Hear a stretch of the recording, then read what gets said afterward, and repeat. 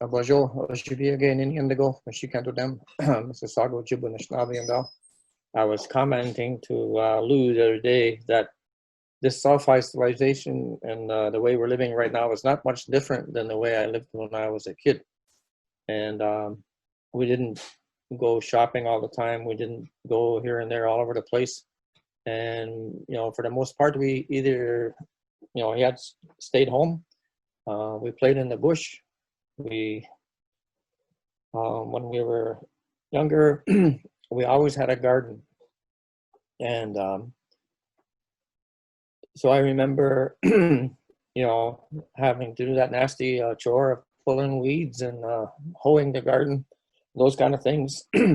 But I also remember we had some black cherry trees there and the other sour cherries. And my dad used to comment that he didn't know whether the birds were going to eat all the cherries or us kids were going to eat all the cherries. Because we would climb up in that cherry tree and start eating those cherries as soon as we saw they were getting ripe.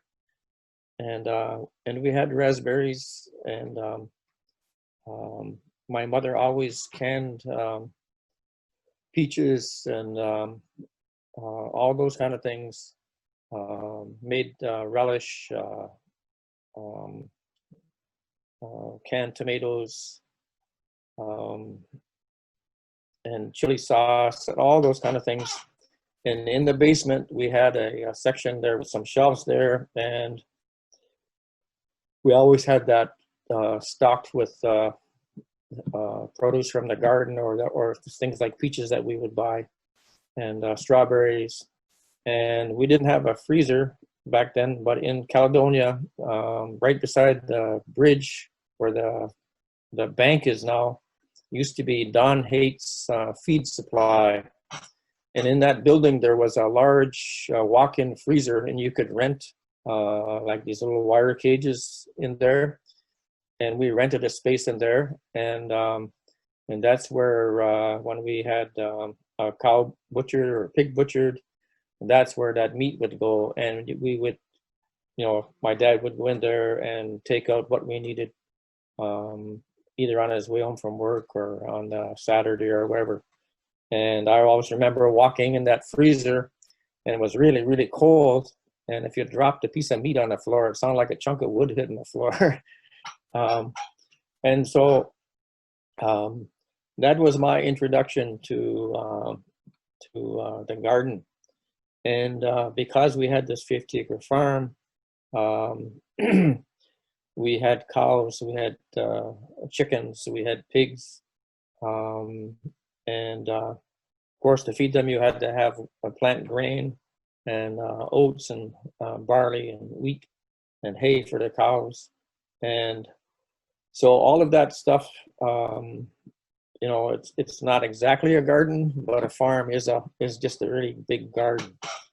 And as kids, when we would wander around and go along back to the bush, we would find blackcaps, we would find wild raspberries and things growing. And we knew where all the apple trees were. And along the fence rows, there were apple trees, and they were not like the apples that you find today. There were different varieties of apples from a long, long time ago. And my dad also used to joke about that we started to eat apples as soon as the blossoms fell off. And of course, you know, like there was also pears. We had pear trees in the front and a pear tree on the side of the house. And there were different kind of pears along the fence row. I don't know what kind they were. They were smaller, and you had to wait until those ones were really ripe until you ate them, because they were really hard. So when you look at gardening, I think that traditionally a long, long time ago, we may not have gardened in the same way we do now. And We may have encouraged plants to grow. We may have burnt off areas so the blueberries would come up and get thick again and things like that. But I think a really long time ago, we as Anishinaabe were not really farmers. Not in the same way that the Haudenosaunee people planted the corn.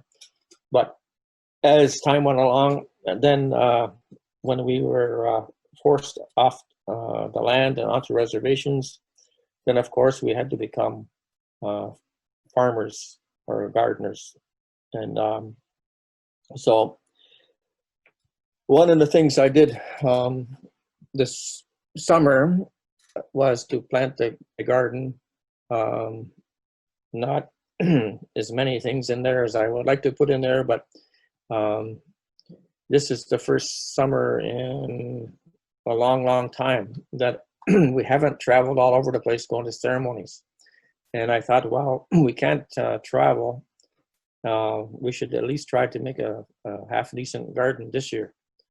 And what I did was I went and I cut some stakes, wooden stakes, and you can mark them and put on there what you plant in that row.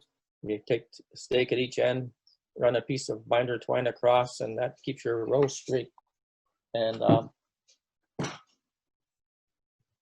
you have, of course, your garden hoe,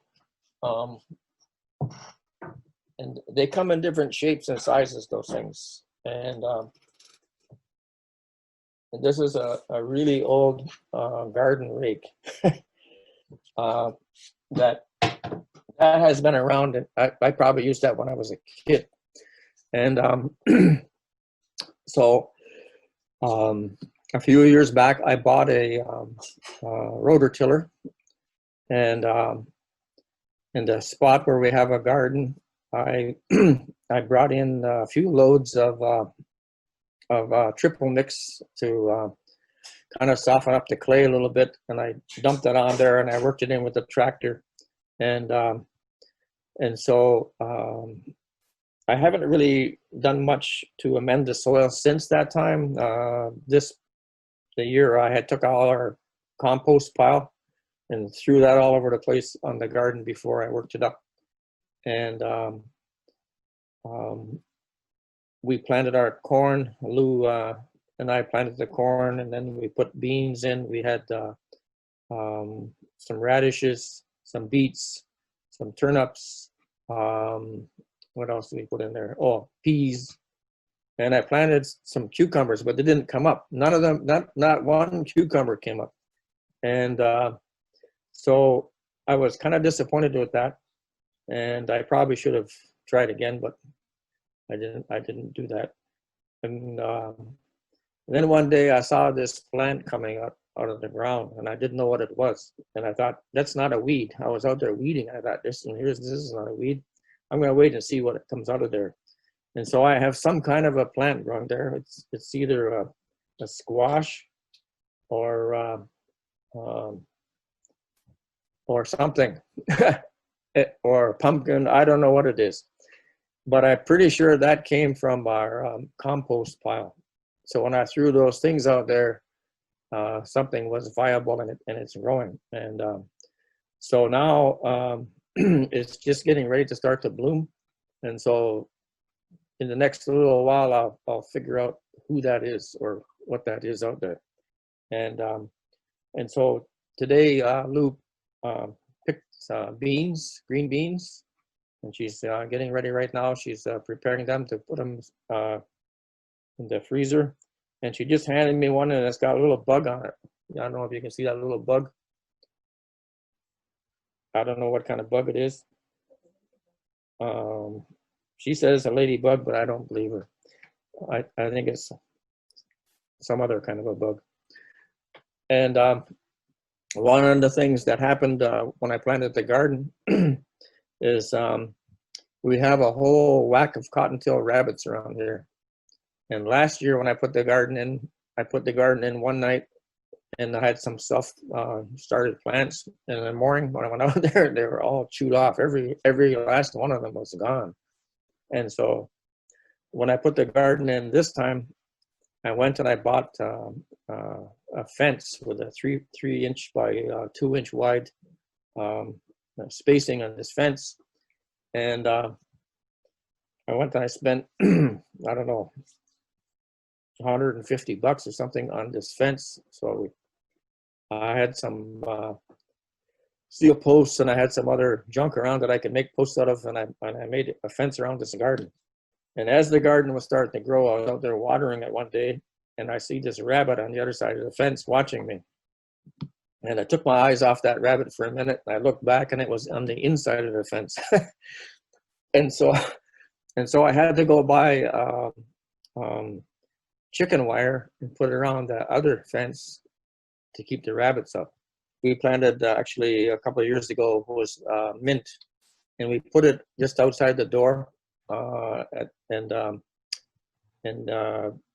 Years before that, we had brought sage, like prairie sage, and we had that growing there. And we went away one time to ceremonies, and we came back, and Lou's mother said, "I pulled all your weeds out for you," and all our sage is gone. So there was a little bit that survived, and so. In the garden one day, I saw a big garter snake, and so I didn't see it anymore, and I don't see that many snakes around, and I was kind of happy to see that there still was some alive. And then one day I was going to step outside, and I almost stepped on him. He was right outside the door, and so now he's taken up residence in our mint. I call him Allneck, Mr. Allneck, and so. The snakes kind of look after the plants, and they eat mice and things, and I'm hoping that maybe he'll go check out the garden area again and eat whatever's eating my beets, but I'll have to wait and see what happens there. I don't know if I can direct him or ask, maybe he might do that, or she, I don't know what it is. And one day when I went out there, I saw that there was 2 of them. And so I haven't seen the second one lately, but the big one, he's kind of big for a garter snake, and it's more than 3 feet long. And when it went past the basement window, it was longer than the basement window. That's why I know it's more than 3 feet long. And so within your garden, I mean, we had those rabbits, we have those voles, we have snakes, we have all kinds of critters. And I don't like to use pesticides or those kind of things. So I try not to use that unless I really, really have to. And I don't really have to. So you can pick potato bugs off and those kind of things. And our potatoes, I planted a different variety. They're little red things that they're not like the average potato. And I don't know how they're going to taste or what they're going to be like, but there are a whole bunch of different kinds of potatoes. And this is Lou's planting stick. And this was given to her, and it comes from the Amazon. And so when we look at, whether we have to have rototillers and all kinds of stuff like that,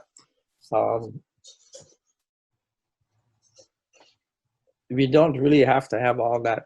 If you're stuck and all you have is a shovel and a fork, or potato fork or something like that, you can turn the ground over by yourself.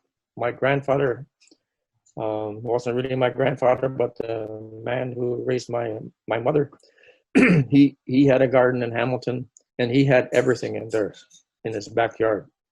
He had more things in there than you could shake a stick at. He had onions, he had garlic, he had strawberries, lettuce, cabbage. He had everything in that garden, and he did that all by hand back in the 50s.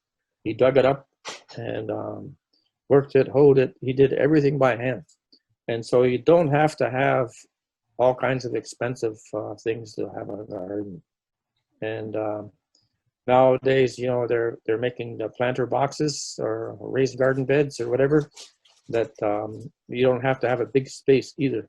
And you can go on the computer and look, and you can see there, you know, people plant their garden in straw bales or things like that, you know. And there's all kinds of ways to have a garden, and I'm sure Andrew is going to talk about that when he comes and talks about all the different ways of doing that, and the three sisters, corn, beans, and squash. You can work that out and have all those three grow together. And you know, because we're right beside the Six Nations, we all have, I won't say all of us, but most of us have relatives on both reserves, and we are exposed to both cultures. And I don't know too many people who don't like corn soup. You know, so the corn that we planted this year is white corn, and you know, last time we planted blue corn, and you know, you can dry that corn, hang it up, and you know, make mush. You can make cornbread. You can do all kinds of things with the corn, and I think that it's really important, especially at this time, that we go back and start living from the land again more directly. And I know for years I haven't really planted too much of a garden. We, you know, tried to make sure we get some tobacco plants in and things like that. But when you're away for most of the summer on the road, it's pretty hard to have a good garden. And you have to stay on top of the weeds. And you know, you can put mulch down in between your rows. You can put cardboard down in between the rows to keep the weeds down and keep the moisture in. There's all kinds of things that you can do. And one of the things that is really satisfying with when you plant that garden is you have your rows nice and straight, trying to keep them straight, spaced to where they're supposed to be spaced. And when you plant that garden, one of the most rewarding things is when you go out there one morning and you see those little plants starting to stick their heads up, and you see your rows of things are coming, and you know, and you can watch them grow. You know how they come out of the ground like that mystery plant out there. You could see that overnight how much it grew, and it's really amazing to see how those squash and those kind of plants they just seem to be racing to get going. And when I mentioned that when we were kids we would go around foraging, looking for black caps and raspberries and things like that, those things never made it back to the house. You know, we didn't take a basket with us. Our basket was in our stomach.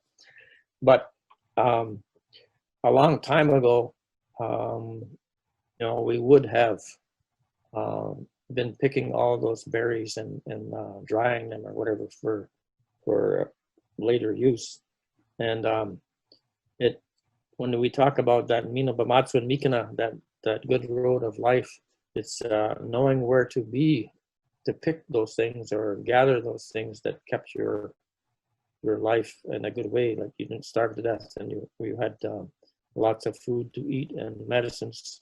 And even like in the bush, I found some wild onions, and there's mushrooms. I don't advise eating mushrooms unless you really know what you're doing, because there are poison mushrooms out there. And I myself, I don't go looking for them because I'm not confident enough to know what it is I'm going to eat. And we did have some nice ones grow on the lawn here, and we kind of experimented and said, well, we'll take a chance. And we ate them. They were good. But you know, they were not those nice white ones. And but we have to be cautious about that we don't poison ourselves. And or you might go on a trip and never leave the farm. And but most likely you're going to poison yourself and leave the farm forever. And so I think that's about as much as I want to talk about it. I probably talked 1.5 hours, and let Andrew get going. I think he's sleeping over there. Where did he go? Well, me watch for that, Peter, and we'll keep in touch. So I just say this is season 1. We'll be going to the next episode. Yeah, I wish I knew how to be able to take the, something outside or video the garden or whatever and put it back onto here. But yeah. I don't have Wi-Fi, so I can't kind of take my laptop out there either. So we'll have to do some training on your cell phone. You can do a video on your cell phone too. Oh yeah, yep. Oh, I was going to show you. I don't know if I can show you or not.